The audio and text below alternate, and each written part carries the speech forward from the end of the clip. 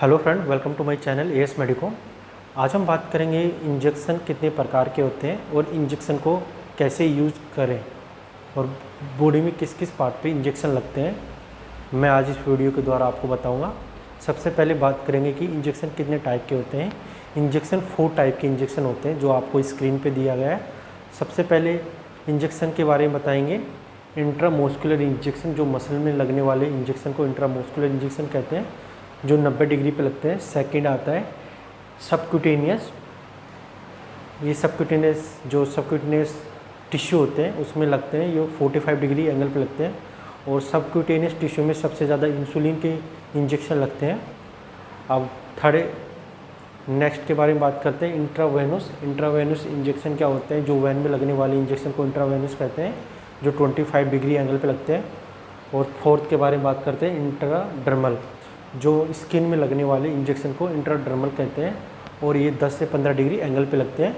और intradermal injection सबसे ज़्यादा कब यूज़ होता है, जब कोई एलर्जी का टेस्ट करते हैं, मतलब कोई इंजेक्शन लगाने से पहले टेस्ट करते हैं तो वे इंट्राडर्मल में लगा के टेस्ट किया जाता है। अब बात करते हैं कि स्किन की कितनी लेयर होती है। ये एनाटोमी है स्किन की 3 लेयर होती है। सबसे पहले आती है एपिडर्मिस, सेकेंड आती है डर्मा मतलब डर्मिस आती है, थर्ड आती है हाइपोडर्मिस, इसका दूसरा नाम होता है सबक्यूटेनियस टिश्यू।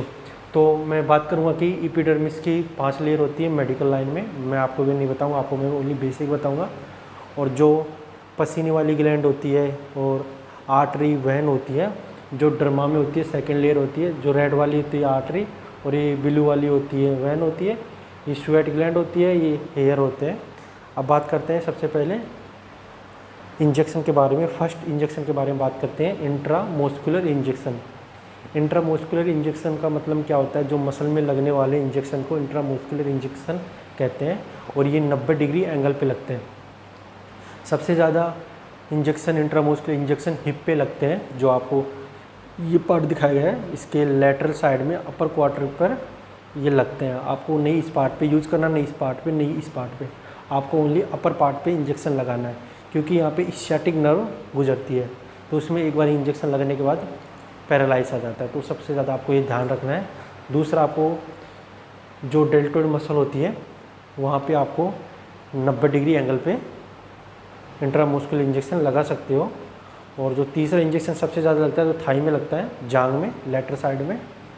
अब मैं आपको बताया था स्ciatic नर्व कहाँ पे गुजरती है, जो आपको ये दिख रही है, ये स्ciatic नर्व। आप इस पार्ट पे इंजेक्शन लगा दोगे, इस पार्ट पे, तीनों पे, तो पैरालाइज आने का सबसे ज़्यादा खतरा होता है। मतलब पेशेंट का पाँव काम करना बंद कर देगा और बाद में बिल्कुल उसमें ब्लड सप्लाई या कुछ ही नहीं होगी, तो पाँव करना बंद कर देगा। तो आप इंजेक्शन थोड़ा ध्यान से लगाएं इंट्रामस्कुलर।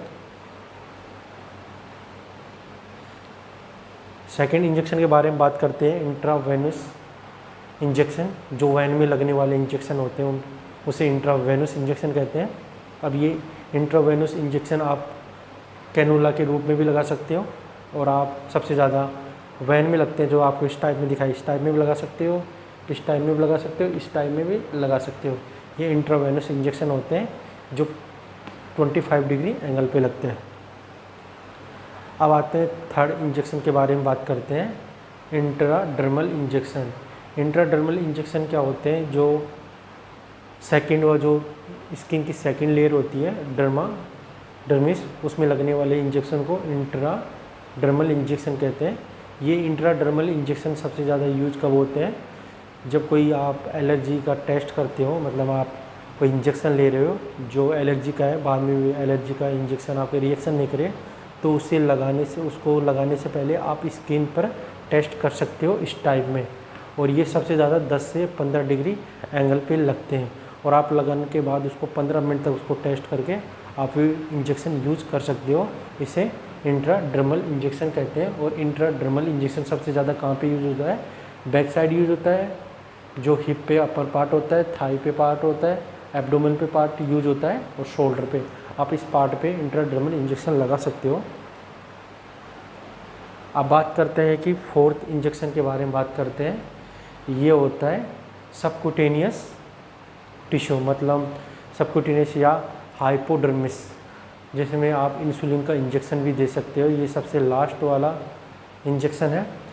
अब ये इंजेक्शन 45 डिग्री एंगल पे यूज़ होता है। इंसुलिन का अलग इंजेक्शन यूज़ होता है, इंसुलिन का अलग होता है। और कोई बीमारी में सबसे ज़्यादा हम देखा जाए तो जो डायबिटीज़ के या मधुमेह के पेशेंट होते हैं जिनमें सबक्यूटेनियस टिश्यू में इंजेक्शन लगाया जाता है, तो इसे सबक्यूटेनियस इंजेक्शन भी बोला जाता है।